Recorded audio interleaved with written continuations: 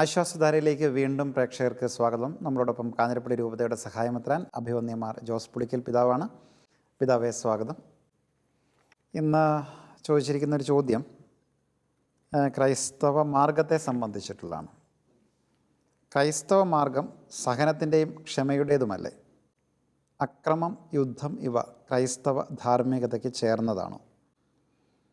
ലൂക്കാ സുവിശേഷത്തിൽ വാളില്ലാത്തവൻ കുപ്പായം വിറ്റ് വാൾ വാങ്ങട്ടെ എന്ന് പറയുന്നുണ്ടല്ലോ. ഇത് അക്രമത്തെ സാധൂകരിക്കലല്ലേ? എന്താണ് ഇവയെക്കുറിച്ചൊക്കെയുള്ള സഭയുടെ കാഴ്ചപ്പാട്? ബൈബിളൊക്കെ വായിക്കുകയും അതനുസരിച്ച് പല കാര്യങ്ങളും അന്വേഷിക്കുകയും ചെയ്യുന്നൊരു വ്യക്തിയാണെന്നുള്ളത് ചോദ്യത്തിൽ വ്യക്തമാണ്. ആരാണെന്നൊന്നും വെളിപ്പെടുത്തിയിട്ടില്ലല്ലേ? ഇല്ല, ഐഡന്റിറ്റി ഒന്നും പറഞ്ഞിട്ടില്ല. പക്ഷേ എന്നാലും ഒരു ബൈബിളിനെ കുറിച്ചുള്ള കുറച്ച് അറിവുള്ളൊരു വ്യക്തി, അതുകൊണ്ട് തന്നെ അതിലൊരു പ്രധാനപ്പെട്ട വളരെ കോംപ്ലിക്കേറ്റഡ് ആയിട്ടുള്ളൊരു ടെക്സ്റ്റ് ആണ് ഇട്ടിരിക്കുന്നത്. ലൂക്കാ സുവിശേഷത്തിൽ 22-ാം അധ്യായത്തിൽ നിന്നാണ് അത് വരുന്നത്. അത് പറയുന്നതിന് മുമ്പ് തന്നെ ആദ്യം ഒറ്റ വാക്കിൽ മറുപടി കൊടുത്താൽ ആദ്യം പറഞ്ഞിരിക്കുന്ന സ്റ്റേറ്റ്മെൻറ്റ് തികച്ചും ശരിയാണ്. ക്രൈസ്തവ മാർഗം ക്ഷമയുടെയും ത്യാഗത്തിൻ്റെയും സഹനത്തിൻ്റെയും വിജയകരമായ മാർഗം തന്നെയാണ്. പക്ഷേ എന്തുകൊണ്ട് ഇങ്ങനൊരു കോൺട്രഡിക്ഷൻ ഇവിടെ വരുന്നു? ഈശോ അങ്ങനെ വാക്കുമാറ്റി പറയുന്നുണ്ടോ എന്ന തരത്തിൽ അത് ചിലപ്പോൾ നമ്മളെ സംശയിപ്പിക്കും. എന്താ ഇങ്ങനെ? നമുക്കൊന്ന് അന്വേഷിച്ച് നോക്കാം. ആ ടെക്സ്റ്റ് ലൂക്കാ സുവിശേഷം 22-ാം അധ്യായം 36-ാമത്തെ വാക്യമാണത്. അവൻ പറഞ്ഞു, എന്നാൽ ഇപ്പോൾ മടിശീലയുള്ളവൻ അതെടുക്കട്ടെ, അതുപോലെ തന്നെ ഫാണ്ഡവും. വാളില്ലാത്തവൻ സ്വന്തം കുപ്പായം വിറ്റ് വാൾ വാങ്ങട്ടെ. ഇതാണ് സംഭവം. വാൾ വാങ്ങിക്കാനാണ് പറയുന്നത്. പ്രത്യക്ഷത്തിൽ അത് ഈശോ വാളെടുത്തെന്തെങ്കിലും ആക്രമണത്തിന് മുതിരുന്നതിന് തരക്കേടില്ല എന്ന് പറയുന്ന പോലുണ്ട്.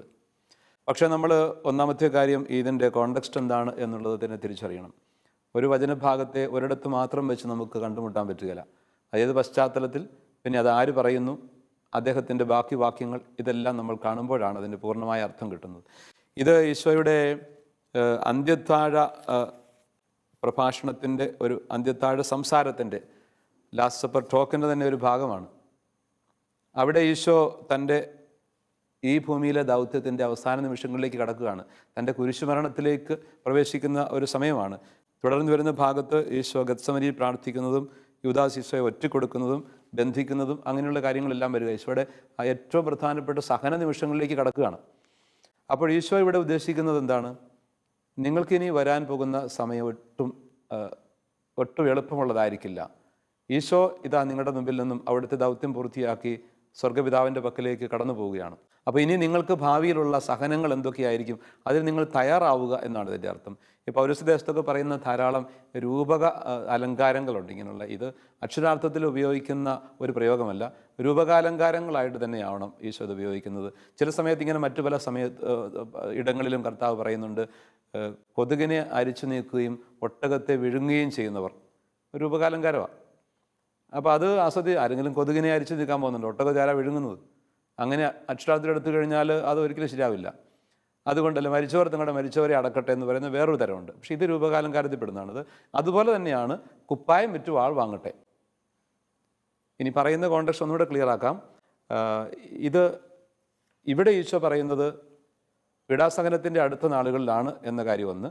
രണ്ട്, ഇതിനു മുമ്പ് ലൂക്കാ സുവിശേഷം 10-ാം അധ്യായത്തിലും മറ്റുമൊക്കെ കാണുന്നുണ്ട്. ഈശോ ശിഷ്യന്മാരെ അയക്കുന്നു, അപ്പസ്തലന്മാരെ അയക്കുന്ന സന്ദർഭമുണ്ട്. അവിടെ പറയുന്നത് നേരെ തിരിച്ചാണ്.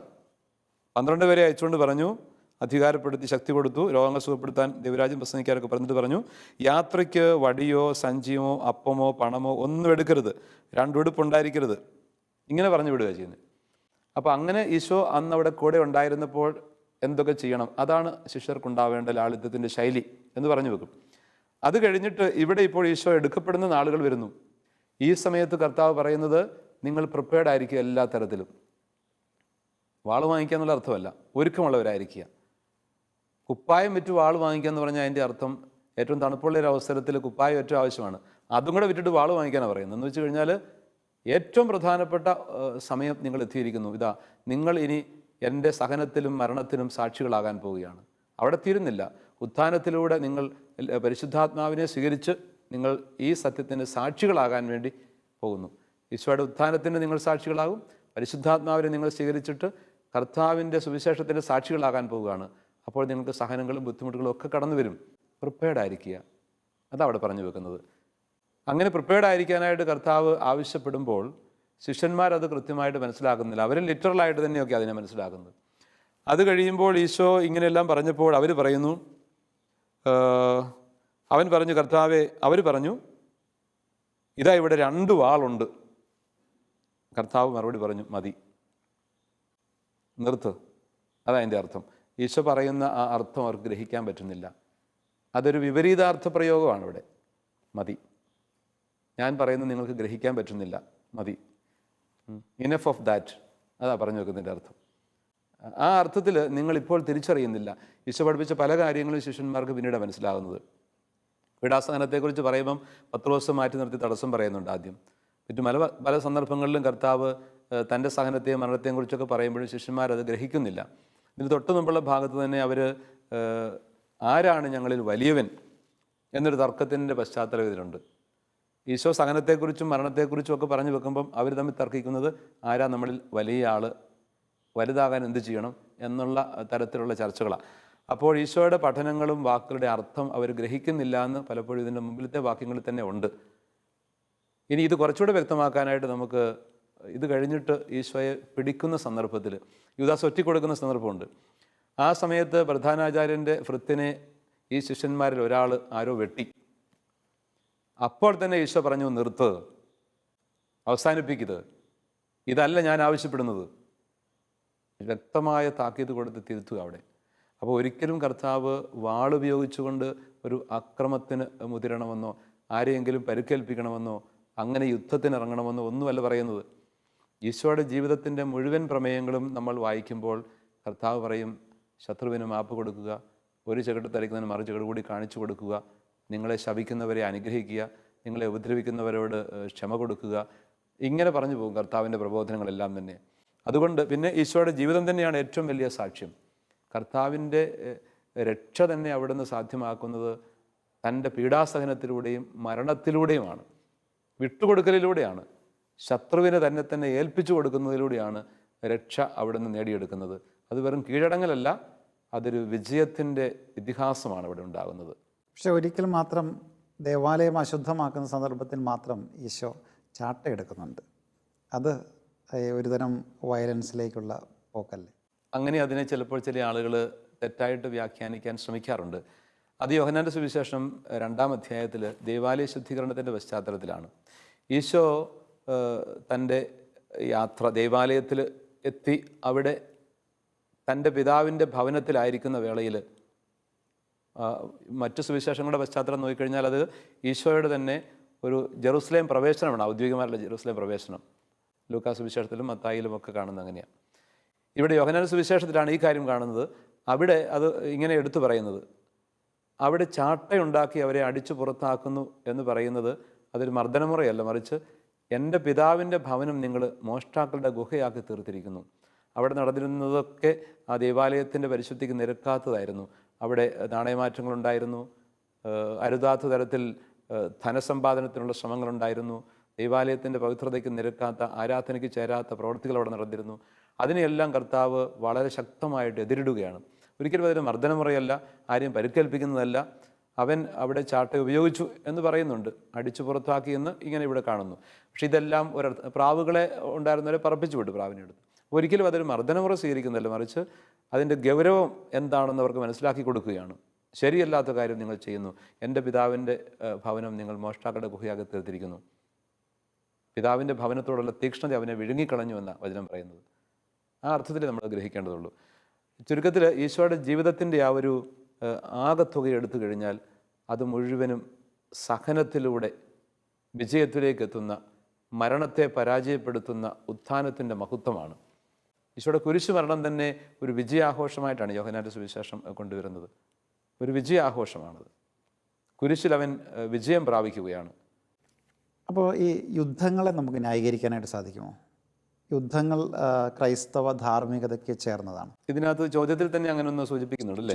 ചോദിക്കുന്നുണ്ട് ഇതിനകത്ത്. യുദ്ധവും ചോദ്യത്തിൽ എന്താ പറയുന്നത്? യുദ്ധവും ആക്രമണങ്ങളെയും നമുക്ക് ന്യായീകരിക്കാനായിട്ട് സാധിക്കുമോ? രണ്ടും തമ്മിലുള്ള വ്യത്യാസം തന്നെ അവിടെ പ്രധാനപ്പെട്ടതാണ്. ആക്രമണവും യുദ്ധവും രണ്ടായിട്ട് കാണുന്നത് നല്ലതാണ്. യുദ്ധത്തിന് വേറൊരർത്ഥം കൊടുക്കാം. പക്ഷേ സാധാരണഗതിയിൽ യുദ്ധം എന്ന് പറഞ്ഞു കഴിഞ്ഞാൽ രാജ്യങ്ങൾ തമ്മിലുള്ള യുദ്ധമാകാം. അങ്ങനെയുള്ള അർത്ഥത്തിൽ അത് ഒരു രാജ്യത്തിൻ്റെ സംരക്ഷണം ഉറപ്പാക്കാൻ വേണ്ടി, സുരക്ഷിതത്വം ഉറപ്പാക്കാൻ വേണ്ടി എല്ലാ രാജ്യത്തിനും ഒരു സൈന്യബലമുണ്ട്, സംവിധാനങ്ങളുണ്ട്. അങ്ങനെയുള്ള സൈന്യവും സംവിധാനങ്ങളും ഒരു രാജ്യത്തെ സംബന്ധിച്ച് അത്യാവശ്യമാണ്. കാരണം ആ രാജ്യത്തെ ജനങ്ങളുടെ സുരക്ഷ ഉറപ്പാക്കേണ്ടത് ആവശ്യമാണ്. ഒരു ശത്രു പുറത്തുനിന്ന് വന്നുകൊണ്ട് ഒരു രാജ്യത്തെ ആക്രമിച്ച് കീഴ്പ്പെടുത്താൻ ശ്രമിക്കുമ്പോൾ അങ്ങനെ എന്തെങ്കിലും പ്രതിസന്ധി ഉണ്ടായിക്കഴിഞ്ഞാൽ അതിനെ എതിരിടുവാനുള്ള ഒരു സന്നാഹം ആവശ്യമാണ്. അതിനകത്ത് കുറ്റം പറയാനില്ല. അപ്പോൾ ഭടന്മാർ യുദ്ധത്തിലുണ്ടാവും. അവർ യുദ്ധം ചെയ്യുന്ന വേളയിൽ ആരെങ്കിലുമൊക്കെ കൊല്ലപ്പെട്ടെന്നിരിക്കും. പക്ഷേ ഇങ്ങനെ കൊല്ലപ്പെടുന്നത് രാജ്യസംരക്ഷണത്തിന് വേണ്ടിയിട്ട്, സുരക്ഷയ്ക്ക് വേണ്ടിയിട്ട് അവരെടുക്കുന്ന നിലപാടുകളാകുമ്പം അതൊരു ധീരമായ ഒരു പ്രവൃത്തിയായിട്ട് കാണാൻ പറ്റുള്ളൂ. അതേസമയം അനുചിതമായിട്ട് സിവിലിയൻസിനെ നശിപ്പിക്കുക, അല്ലെങ്കിൽ പ്രദേശങ്ങൾ നശിപ്പിക്കുക, കയ്യേറുക, പിടിച്ചടക്കുക, ഇങ്ങനെയുള്ള കാര്യങ്ങൾക്കകത്തൊക്കെ അധാർമികതയുണ്ടെങ്കിൽ തീർച്ചയായിട്ടും തെറ്റാണത്. പക്ഷേ അക്രമം എന്ന് പറയുന്നത് തീർച്ചയായിട്ടും അതിൽ തന്നെ രണ്ടും വേറൊരർത്ഥത്തിൽ കാണുന്നത്. അക്രമം ഒരു വ്യക്തിയെ കീഴ്പ്പെടുത്താൻ വേണ്ടി, അല്ലെ ഒരു വ്യക്തിയോ ഒരു സമൂഹത്തെയോ ഇല്ലെന്നാക്കാൻ വേണ്ടിയിട്ട് ബോധപൂർവം ഞാൻ ചെയ്യുന്നൊരു പ്രവൃത്തിയാണത്. അത് ന്യായീകരിക്കാവുന്നതല്ല. തീർച്ചയായിട്ടും അത് ആ മാർഗം തന്നെ ലക്ഷ്യത്തെ ഒരിക്കലും സാധൂകരിക്കുന്നതല്ല. ക്രൈസ്തവ ധാർമ്മികതയിൽ ഒരിക്കലും ലക്ഷ്യം മാർഗത്തെ സാധൂകരിക്കുകയില്ല. അപ്പോൾ ലക്ഷ്യം എന്തായിരുന്നാലും, ലക്ഷ്യം ശരിയായിരുന്നാൽ മാർഗം എന്ത് വേണമെങ്കിലും ആകാമെന്ന് പറയുന്നത് തെറ്റാണ്. അതുകൊണ്ട് ആ കാഴ്ചപ്പാട് വളരെ കൃത്യമായിട്ട് നമ്മൾ സൂക്ഷിക്കേണ്ടതാണ്, പാലിക്കേണ്ടതാണ്. ഈ മാർഗവും ലക്ഷ്യവും ഒരുപോലെ സംശുദ്ധമാകണമെന്നുള്ള ഒരു കാഴ്ചപ്പാടാണ് സഭയുടെ ഒരു ഔദ്യോഗികമായ കാഴ്ചപ്പാടെന്ന് തോന്നുന്നു. അതെ അതെ, മാർഗം ലക്ഷ്യം പോലെ തന്നെ സംശുദ്ധമായിരിക്കണം. ശുദ്ധമായ ലക്ഷ്യമുണ്ടെങ്കിൽ മാത്രമേ നമുക്ക് അത് പ്രാപിക്കാൻ പറ്റുള്ളൂ. ദിശാബോധം ഉണ്ടാവണം. അതേസമയം തന്നെ ഏത് മാർഗത്തിലൂടെ നമ്മൾ അവിടേക്ക് എത്തുന്നു എന്നുള്ളതും അതുപോലെ തന്നെ പ്രസക്തമാണ്. ക്രിസ്തു മാർഗം എന്നാണ് ആദിമസമൂഹം ക്രൈസ്തവ ദർശനത്തെ, അല്ലെങ്കിൽ ക്രൈസ്തവ ജീവിതശൈലിയെ സഭാസമൂഹത്തെ തന്നെ കണ്ടിരുന്നത്. പൗലോസ്ലീഹ ആവട്ടെ ഒരു 9 പ്രാവശ്യത്തോളം അത് അപ്പസ്തോല പ്രവർത്തനങ്ങളിൽ മാർഗമെന്ന് ഉപയോഗിക്കുന്നുണ്ട്. മാർഗത്തെ പീഡിപ്പിക്കുന്നവർ, അപ്പോൾ ക്രിസ്തുവിനെ പീഡിപ്പിക്കുന്നവർ, വിശ്വാസത്തെ പീഡിപ്പിക്കുന്നവർ, ക്രൈസ്തവ സമൂഹത്തെ പീഡിപ്പിക്കുന്നവർ എന്നൊക്കെ അതിൻ്റെ അർത്ഥം. മാർഗം എന്നുള്ളത് തന്നെ ഒരു ജീവിതശൈലിയാണ്. ആ മാർഗം കർത്താവ് പഠിപ്പിച്ച ആ ശൈലിയിൽ തന്നെയുള്ളൊരു ജീവിതമാണ്. അപ്പോൾ ക്രൈസ്തവ ദർശനം ആ അർത്ഥത്തിലാണ് ക്രൈസ്തവ ദർശനത്തെ വേറൊരു മതമായിട്ട് മാത്രം കാണാൻ പാടില്ല എന്ന് പറയുന്നത്. അതിലൊക്കെ ഉപരിയാണ്, അതൊരു ജീവിതശൈലിയാണ്. ഈശോ പഠിപ്പിച്ച ഒരു ജീവിതശൈലി, അവൻ പ്രബോധിപ്പിച്ച കാര്യങ്ങൾ ജീവിതത്തിൽ പ്രാവർത്തികമാക്കുന്നൊരു ശൈലി, അതിൻ്റെതായ ഒരു സ്നേഹത്തിൻ്റെ, സഹനത്തിൻ്റെ, സമർപ്പണത്തിൻ്റെ, ക്ഷമയുടെ മനോഹരമായ ഒരു മുഖമുണ്ട്. അത് പാലിക്കുന്നില്ലെങ്കിൽ ഒരാൾ ക്രൈസ്തവ ദർശനം പാലിക്കുന്ന വ്യക്തിയല്ല, ക്രിസ്ത്യാനിയല്ല. പേരുകൊണ്ടാവാം, മാമോദിസ സ്വീകരിച്ച വ്യക്തിയാകാം, സഭയുടെ അംഗമാകാം, പക്ഷേ ശരിയായ അർത്ഥത്തിൽ ക്രൈസ്തവ ദർശനം പാലിക്കുന്നില്ല. മഹാത്മജിയെക്കുറിച്ച് അത് പറയാറുണ്ട്. മഹാത്മജി ക്രൈസ്തവ വിശ്വാസം ഔദ്യോഗികമായി സ്വീകരിച്ചില്ല, മാമോദിസ സ്വീകരിച്ച അംഗമായില്ല. പക്ഷേ അദ്ദേഹം പല ക്രൈസ്തവരെക്കാളും മെച്ചപ്പെട്ട ക്രൈസ്തവനായിരുന്നു പറയാറുണ്ട്. കാരണം അദ്ദേഹത്തിൻ്റെ മാർഗം ഈ അഹിംസയുടെ മാർഗമായിരുന്നു, സഹനത്തിൻ്റെയും സമർപ്പണത്തിൻ്റെയും ത്യാഗത്തിൻ്റെയും മാർഗമായിരുന്നു. ബ്രിട്ടീഷുകാരൻ്റെ ഷൂസിന് കേടുപറ്റുമോ എന്ന് ചോദിച്ചുകൊണ്ട് നിലപാടെടുത്ത മാർഗമായിരുന്നു. അദ്ദേഹത്തിനെ ഉപദ്രവിച്ചവർക്ക് മാപ്പ് കൊടുത്ത മാർഗമായിരുന്നു. അല്ലെങ്കിൽ ഇവിടെ അന്ന് അധിനിവേശത്തിനായിരുന്നൊരു ഒരു വലിയ രാഷ്ട്രത്തെ, അതിനെ ഇവിടെ നിന്നും തുരത്തി ഓടിക്കാനായിട്ട് അഹിംസയുടെ ഒരു അടിസ്ഥാനപരമായ നിലപാട് സ്വീകരിച്ചുകൊണ്ട് ആ മാർഗത്തിൽ വിജയിച്ച ആളാണ്. വിശുദ്ധരുടെ ജീവിതത്തിലൊക്കെ എടുത്ത് നോക്കിയിട്ടുണ്ടെങ്കിൽ ഈ ഒരു മാർഗവും ലക്ഷ്യവും ഒക്കെ ഒരുപോലെ സംശുദ്ധമാക്കുന്ന ഒരു ശൈലി നമുക്ക് അവിടെ നിന്ന് കണ്ട് എത്താനായിട്ട് സാധിക്കും. തീർച്ചയായിട്ടും പറ്റും. നമുക്ക് ധാരാളം ഉദാഹരണങ്ങളുണ്ട്. സ്വന്തം മകളെ കുത്തിക്കൊലപ്പെടുത്തിയ അലക്സാണ്ടർ എന്ന് പറയുന്ന ചെറുപ്പക്കാരൻ്റെ കരം പിടിച്ചുകൊണ്ട് ഒരു ക്രിസ്മസ് രാത്രിയിൽ പള്ളിയിലേക്ക് നടന്നു കയറുന്ന ഒരു അമ്മ, അത് മരിയ കൊരിയത്തിയുടെ അമ്മയാണ്. ആ മരിയ കൊരിയത്തിയുടെ അമ്മ കൊടുത്ത ക്ഷമയുടെ പാഠം. നമ്മുടെ പുണ്യവാനായ ജോൺ പോൾ രണ്ടാമൻ മാർപ്പാപ്പ അലി അങ്കയുടെ വെടിയേറ്റ് വീണ വ്യക്തിയാണ്. ആ വെടിയുണ്ടകൾ ഇപ്പോഴും സൂക്ഷിക്കുന്നുണ്ട്, ഒരു പുണ്യം നിറഞ്ഞ വസ്തു എന്ന നിലയിൽ. അതൊരു തിരിശേഷിപ്പ് പോലെയാണ്. അതിൻ്റെ കാരണം ആ വെടിയുണ്ടയുടെ മഹത്വമൊന്നുമല്ല, മറിച്ച് ആ വ്യക്തി എടുത്ത നിലപാടിൻ്റെ സുഹൃതമാണത്. പൂർണ്ണമായി മാപ്പ് കൊടുത്തു. തടവിലാക്കപ്പെട്ട ആ മനുഷ്യനെ, അലി അങ്കയെ, ജോൺ പോൾ മാർപ്പാപ്പ അവിടെ ചെന്ന് സന്ദർശിച്ചുകൊണ്ട് പൂർണ്ണമായി മാപ്പ് കൊടുക്കുന്നുണ്ട്. അതൊരു വലിയൊരു സുവിശേഷമായിരുന്നു, വലിയൊരു സന്ദേശമായിരുന്നു. മദർ തെരേസയുടെ ജീവിതം എടുക്കാം. മദർ തെരേസയുടെ ജീവിതയാത്രയിൽ ആദ്യകാലങ്ങളിലൊക്കെയാണ് അന്ന് സാമ്പത്തികമായിട്ട് തീരെ ബുദ്ധിമുട്ടിയിരുന്ന വലിയൊരു സാഹചര്യത്തിൽ ധാരാളം ആളുകൾ ധാരാളം പേഷ്യൻസിനെ ഏതെങ്കിലും തരത്തിൽ സഹായിക്കാനായിട്ട് ആരെങ്കിലുമൊക്കെ ഉണ്ടാവണമെന്ന് ആഗ്രഹിച്ചിറങ്ങി ചെന്നപ്പോൾ വലിയൊരു ധനാട്ടിൻ്റെ അടുത്തേക്ക് കടന്നു ചെല്ലുമ്പോഴാണ് അദ്ദേഹത്തോട് ഇത് പറയുമ്പോൾ മദറിനെ പുച്ഛിച്ചുകൊണ്ട് അദ്ദേഹം ആ മദറിൻ്റെ കൈകളിലേക്ക് കാർക്കിച്ചു തുപ്പിയെന്നാണ് പറയുക. അപ്പോൾ മദർ അത് പറയുന്നു, എനിക്ക് കിട്ടേണ്ടത് കിട്ടി, എൻ്റെ മക്കൾക്കുള്ളതിന് തരാൻ പറയുന്നു, ക്ഷമ. അവിടെ തിരിച്ച് പ്രതികരിക്കുന്ന ശരിയല്ല. ഇതുപോലത്തെ ധാരാളം ഉദാഹരണങ്ങളുണ്ട്. തന്നെയല്ല, ഈ ഒരു സഹനത്തിലൂടെ മാനസാന്തരത്തിലേക്ക് ധാരാളം ആളുകളെ നയിച്ചിട്ടുണ്ട്. സഹനം യഥാർത്ഥ മാനസാന്തരാനുഭവത്തിലേക്ക് എത്തിക്കും. ക്രൈസ്തവ സഹനം ആ വ്യക്തിയുടെയും മറ്റുള്ളവരുടെയും മാനസാന്തരത്തിന് കാരണമാകും.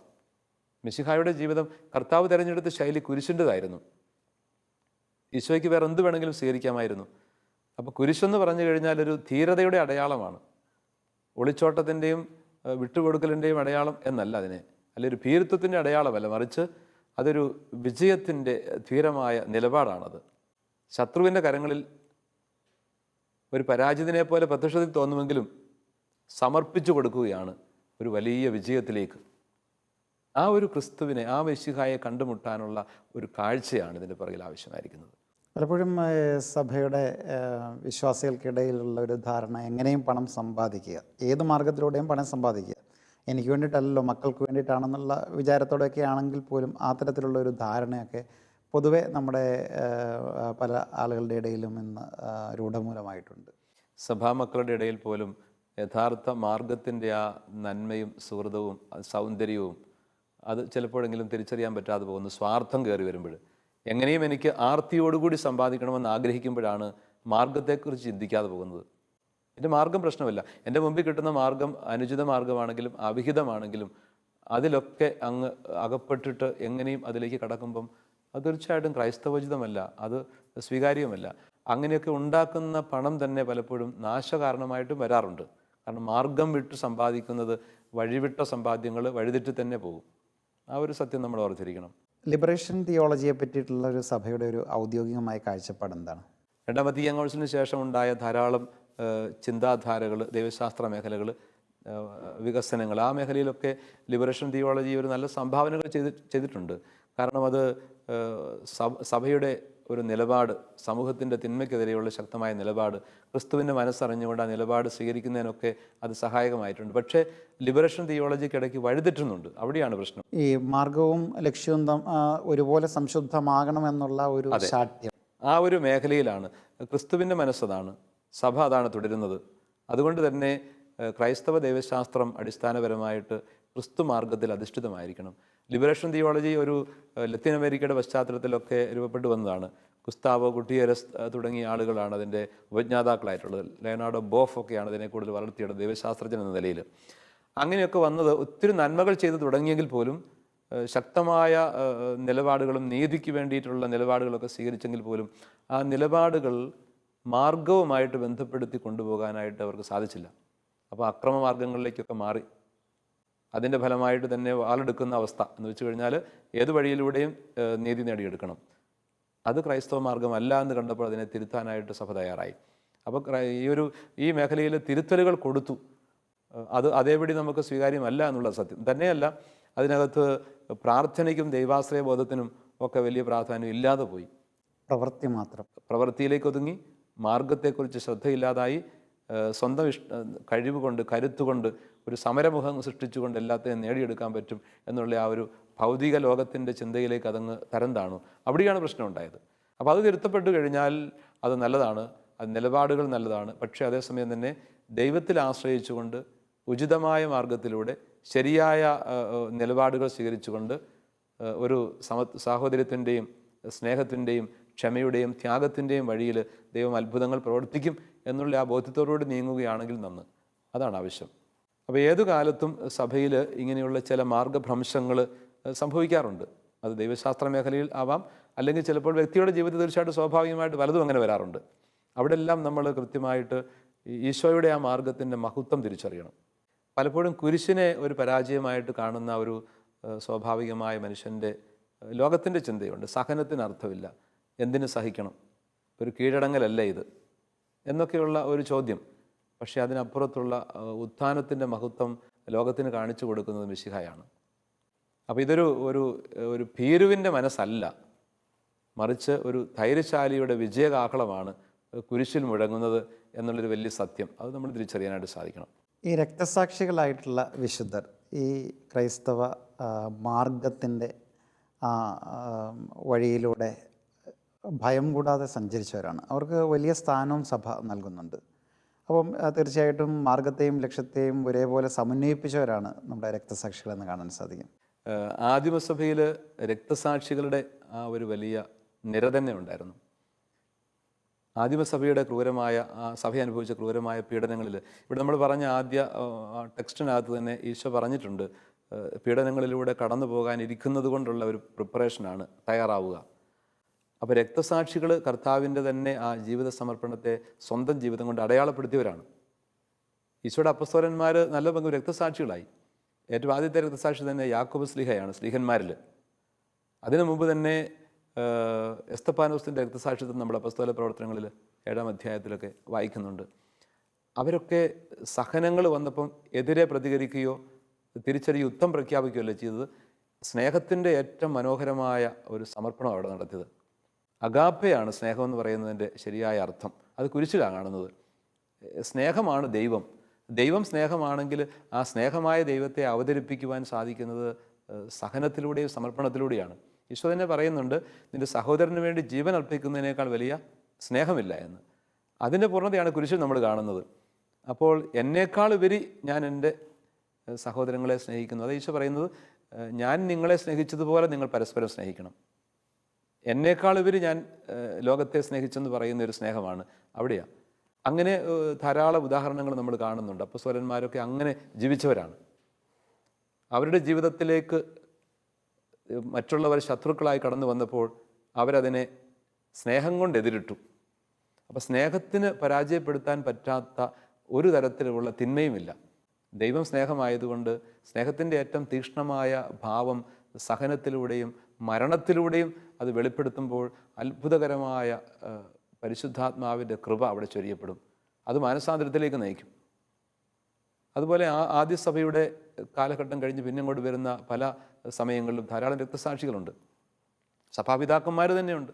സഭാപിതാക്കന്മാരിൽ സഭാപിതാവായ ഇഗ്നേഷ്യസ് ഓഫ് അന്ത്യോക്യയിലെ വിശുദ്ധ ഇഗ്നേഷ്യസ് 2-ാം നൂറ്റാണ്ടിൽ ജീവിച്ചിരുന്ന അപ്പസ്തോല കാലഘട്ടത്തോട് ഏറ്റവും മുട്ടിനിൽക്കുന്ന ഒരു വലിയ സഭാപിതാവാണ് അദ്ദേഹം ക്രൂരമായിട്ട് പീഡിപ്പിക്കപ്പെടുന്ന ഒരു സന്ദർഭം, അതാണ് അദ്ദേഹത്തിൻ്റെ ജീവിതത്തെ അടയാളപ്പെടുത്തുന്ന തീക്ഷ്ണമായ ദൈവസ്നേഹത്തിൻ്റെ ഒരു മുഖം. സിംഹക്കുഴിയിലേക്ക് അദ്ദേഹത്തെ ആനയിക്കുകയാണ് ഈ വിശ്വാസത്തിൻ്റെ പേരിൽ പിടിച്ചതിന് ശേഷം. സിംഹങ്ങളുടെ കുഴിയിലേക്ക് വലിച്ചെറിയപ്പെടാൻ പോകുമ്പോൾ അദ്ദേഹം ഇങ്ങനെ ദൈവസ്നേഹത്താൽ നിറഞ്ഞുകൊണ്ട്, എൻ്റെ അസ്ഥികളൊക്കെ ഈ മൃഗങ്ങൾ സിംഹം കടിച്ചു പൊട്ടിക്കുമ്പോഴതൊക്കെ ഞുറുങ്ങിയില്ലെന്നാകും എന്നൊക്കെ പറഞ്ഞ് ആനന്ദിച്ചുകൊണ്ട് ആ സിംഹക്കുഴിയിലേക്ക് കടന്നു പോവുക. അപ്പോൾ ദൈവസ്നേഹം ഹൃദയത്തിൽ നിറയുമ്പോഴുള്ള വലിയൊരു ആനന്ദമാണത്. അതൊക്കെ സഭയുടെ അടിസ്ഥാന ശിലകൾ പാകുകയായിരുന്നു.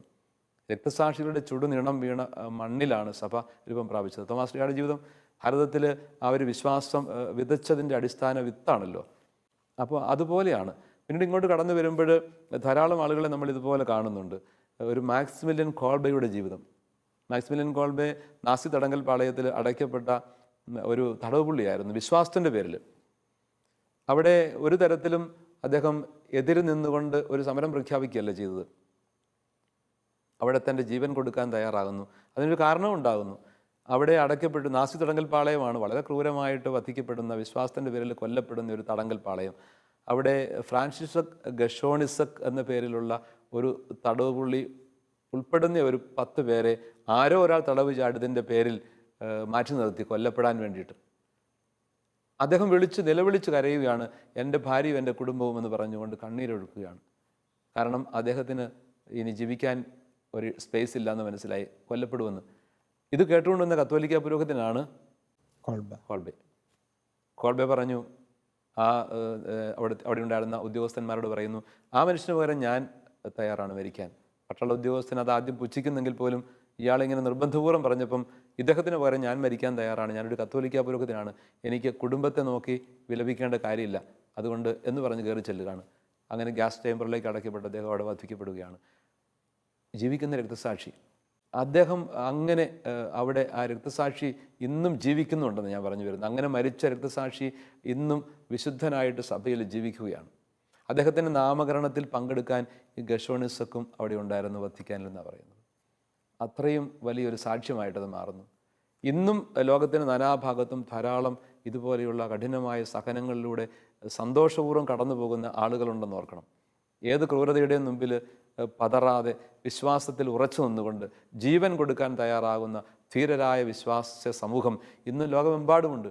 ആദിമസഭയിൽ ഒരുപക്ഷെങ്കിൽ അടയാളപ്പെടുത്തപ്പെട്ട അത്തരം രക്തസാക്ഷിത്വങ്ങൾ വളരെ കൃത്യമായിട്ടുണ്ടായിരുന്നെങ്കിൽ ഇന്ന് ഒരുപക്ഷെ അതിലും കൂടുതലും, അത് ഫ്രാൻസിസ് മാർപ്പാപ്പ ഒരിക്കലും അത് ആവർത്തിച്ച് പറയുന്നുണ്ട്, ആദിമസഭയിൽ ഉണ്ടായിരുന്നതിനേക്കാൾ കൂടുതൽ ഇന്ന് മതമർദ്ദനങ്ങൾ നടക്കുന്നുണ്ട് ലോകത്തെമ്പാടും. കാരണം അതുപോലെ വിശ്വാസസമൂഹം വളർന്നു. പല ഭാഗങ്ങളിലായിട്ട് അങ്ങനെ സംഭവിക്കുന്നതുകൊണ്ട് അതൊന്നും അങ്ങനെ അടയാളപ്പെടുത്തപ്പെടുകയോ അറിയിക്കപ്പെടുകയോ ചെയ്യുന്ന പോലുമില്ല. അതൊക്കെ പലപ്പോഴും ഒതുക്കപ്പെടുന്നുണ്ട് പല കാരണങ്ങളുടെയും പേരിൽ. അപ്പോൾ ധാരാളം ആളുകൾ വിശ്വാസമൊന്ന് ഉപേക്ഷിച്ചാൽ മാത്രം മതി എനിക്ക് ജീവൻ രക്ഷിക്കാം, അല്ലെങ്കിൽ വലിയ നേട്ടങ്ങൾ കൈവരിക്കാം, അങ്ങനെയൊക്കെയുള്ള സാഹചര്യങ്ങളിൽ ഒന്നിൻ്റെയും പിറകിൽ അല്പം പോലും തലകുനിക്കാതെ, ഒരു ഭീകരതയുടെയും മുമ്പിൽ അല്പം പോലും തലകുനിക്കാതെ എൻ്റെ വിശ്വാസം, ക്രൈസ്തവ വിശ്വാസം, സ്നേഹത്തിലുള്ള സമർപ്പണം അതേറ്റു പറഞ്ഞുകൊണ്ട് ജീവൻ ബലി കഴിക്കുന്ന രക്തസാക്ഷികൾ, അതൊക്കെ ക്രിസ്തുമാർഗത്തിൻ്റെ ഏറ്റവും തീക്ഷ്ണതയുള്ള ശോഭയുള്ള അടയാളങ്ങളാണ്. അപ്പം എപ്പോഴും ഈ ഒരു സ്നേഹത്തിൻ്റെ ത്യാഗത്തിൽ ഊന്നിയ സമർപ്പണമാണ് വിജയത്തിലേക്ക് എത്തിക്കുന്നത്. അവിടെയാണ് മിശിഹ ജീവിക്കുന്നത്. പക്ഷേ ഈ പഴയ നിയമത്തിൻ്റെ ഒരു പശ്ചാത്തലത്തിൽ പലപ്പോഴും യുദ്ധം ചെയ്യാനും അക്രമത്തിൻ്റെ മാർഗം സ്വീകരിക്കുവാനും പറയുന്ന ഒരു ദൈവസങ്കല്പത്തെ നമ്മൾ കണ്ടുമുട്ടാറുണ്ട്. ഓക്കെ, അത് വാസ്തവത്തിൽ ഈ വെളിപാടിൻ്റെ ഒരു പൂർണ്ണതയെ നമ്മൾ മിശിഹായിൽ എത്തുമ്പോഴാണ് കണ്ടുമുട്ടുന്നത്. ആ കാര്യം വളരെ പ്രധാനപ്പെട്ടതാണ്. പഴയ നിയമങ്ങളിൽ നമ്മൾ വെളിപാടിൻ്റെ ഒരു വളർച്ചയാണ് കാണുന്നത്. വെളിപ്പെടുത്തലുകൾ മിശിഹായിലൂടെ അതിൻ്റെ പൂർണ്ണതയിലെത്തും. ഈശോ തന്നെ പറയും, ഞാൻ വന്നിരിക്കുന്ന നിയമങ്ങൾ ഇല്ലെന്നാക്കാനല്ല, മറിച്ച് അത് പൂർണ്ണതയിൽ എത്തിക്കാനാണെന്ന്. ഇനി പഴയ നിയമത്തിൻ്റെ ആ ഒരു പശ്ചാത്തലവും കാലഘട്ടവും നമ്മൾ പഠിക്കുമ്പോൾ അതും ഒരു 800ഓളം വർഷം കൊണ്ടൊക്കെയാണ് അതിൻ്റെ ഒരു രൂപഭാവങ്ങളൊക്കെ വരിക്കുന്നത്. അപ്പോൾ അന്നുണ്ടായിരുന്ന BC ഏതാണ്ടൊരു 800 കാലഘട്ടം മുതൽ ഇങ്ങോട്ടൊക്കെ, ആ കാലഘട്ടത്തിലൊക്കെ ഉള്ള അന്നത്തെ ഒരു മനുഷ്യൻ്റെ ഒരു അവസ്ഥയുണ്ട്. അന്നത്തെ ഒരു ധാർമ്മിക നിലവാരം ഇന്നുള്ളതുമായിട്ട് ബന്ധപ്പെട്ടൊന്നും കാണാൻ പറ്റുകയില്ല. വളരെ പ്രാകൃതമായ രീതിയിലൊക്കെ ജീവിച്ച സാഹചര്യങ്ങളൊക്കെ അന്നുണ്ട്. ഒരു വ്യക്തിയെ ഉപദ്രവിക്കുമ്പോൾ ഒരു സമൂഹത്തെ തന്നെ നശിപ്പിക്കുന്ന ഒരു സാഹചര്യം. അവിടെയൊക്കെയാണ് മോശ പറയുന്നത്, പല്ലിന് പകരം പല്ല്, കണ്ണിന് പകരം കണ്ണ് എന്ന് വെച്ചാൽ ചെയ്യേണ്ട അത്രയെങ്കിലും ഒന്ന് നിജപ്പെടുത്താനായിട്ട് ശ്രമിക്കുന്ന ഒരു മനോഭാവമാണ്. അപ്പം നിയമം കൊടുത്തുകൊണ്ട് അന്ന് നിലവിലിരുന്ന വലിയ അത്തരത്തിലുള്ള ചില പ്രാകൃതമായ യുദ്ധമുറകളെ, മനുഷ്യന് വില കൊടുക്കാത്ത സമ്പ്രദായങ്ങളെ ഒക്കെ ഒന്നുകൂടി ഒന്ന് ചിട്ടപ്പെടുത്തിയിട്ട് ഇത്രയെങ്കിലും കൊണ്ട് നിൽക്കുക. അപ്പോൾ ഒരു വലിയ വളർച്ചയുണ്ടെന്നുള്ളത്. വെളിപാട് തന്നെ മിശിഹായിലേക്ക് വളർന്നെത്തുമ്പോഴാണ് അതിന് കുറേ കൂടി സ്നേഹത്തിൻ്റെ പൂർണ്ണമായ മുഖം. അതാണ് ദൈവം ആഗ്രഹിക്കുന്ന ഒരു ദർശനം. അതിലേക്ക് എത്തുന്നതേ ഉള്ളൂ. പഴയ നിയമത്തിൽ കാണുന്ന അത്തരത്തിൽ യുദ്ധം, അതുപോലെ മറ്റുള്ളവർ നശിപ്പിക്കപ്പെടുന്നു എന്നൊക്കെ പറയുന്നത് ആ കാലഘട്ടത്തിൻ്റെ മനസ്സിലൂടെ വേണം അതിനെ തിരിച്ചറിയാനായിട്ട്. പുതിയ നിയമത്തിലേക്ക് എത്തുമ്പോൾ അത് മിശിഹായുടെ നാവിലൂടെ യഥാർത്ഥ സ്നേഹത്തിൻ്റെയും ത്യാഗത്തിൻ്റെയും ഒക്കെ മുഖമായിട്ട് രൂപപ്പെട്ടു വരും. അപ്പോൾ തീർച്ചയായിട്ടും നമ്മൾ ഈ ചോദിച്ച ചോദ്യങ്ങൾക്കെല്ലാം ഒരു മറുപടിയിലേക്ക് എത്തിയിട്ടുണ്ടെന്ന് ഞാൻ കരുതുകയാണ്. ക്രൈസ്തവ ദർശനം എപ്പോഴും സഹനത്തിൻ്റെയും ക്ഷമയുടെയും സ്നേഹത്തിൻ്റെയും ഒക്കെ ഒരു പൂർണ്ണതയാണ്. അത് ശരിയായ മാർഗമാണ്. ആ മാർഗം വിട്ട് മറ്റൊരു ലക്ഷ്യം പ്രാപിക്കുക എന്നത് ക്രൈസ്തവോചിതമല്ല. അതുകൊണ്ട് തന്നെ സഭ മിശിഹ ആഗ്രഹിച്ച ആ ദർശനം തന്നെ എപ്പോഴും മുൻപോട്ട് വെക്കുന്നു. ആ കാഴ്ചപ്പാടിൽ നിന്നുകൊണ്ട് ജീവിക്കുമ്പോൾ നമ്മുടെ ജീവിതം അർത്ഥപൂർണവും അനുഗ്രഹീതവുമാകും. അതായിരിക്കും ആത്യന്തികമായ വിജയവും. അതിനൊക്കെ നമുക്ക് ഇടയാവട്ടെ എന്ന് ആത്മാർത്ഥമായിട്ട് ചിന്തിക്കാം, പ്രാർത്ഥിക്കാം. നമ്മുടെ കർത്താവ് യേശുമിശിഹായുടെ കൃപയും പിതാവായ ദൈവത്തിൻ്റെ സ്നേഹവും പരിശുദ്ധാത്മാവിൻ്റെ സഹവാസവും നിങ്ങളെ അവരോടും കൂടി ഉണ്ടായിരിക്കട്ടെ, ഇപ്പോഴും എപ്പോഴും എന്നേക്കും. ആമേൻ. സംശുദ്ധമായ ലക്ഷ്യവും മാർഗവും, അതാണ് ക്രിസ്തുവിൻ്റെ ദർശനം. ആ വഴിയെ നമുക്ക് നടക്കാം. മറ്റൊരു എപ്പിസോഡിൽ വീണ്ടും കണ്ടുമുട്ടാം. അതുവരെ നമസ്കാരം. നിങ്ങളുടെ സംശയങ്ങളും ചോദ്യങ്ങളും വാട്സാപ്പിലൂടെയും ഇമെയിലിലൂടെയും കത്തുകളിലൂടെയും ഞങ്ങളെ അറിയിക്കാം. WhatsApp number 9605818881. Email ashwasadhara@shalomtelevision.com. കത്തുകൾ അയക്കേണ്ട വിലാസം: the producer, Ashwasadhara, Shalom television, Peruvannamuzhi PO, Kozhikode 673528.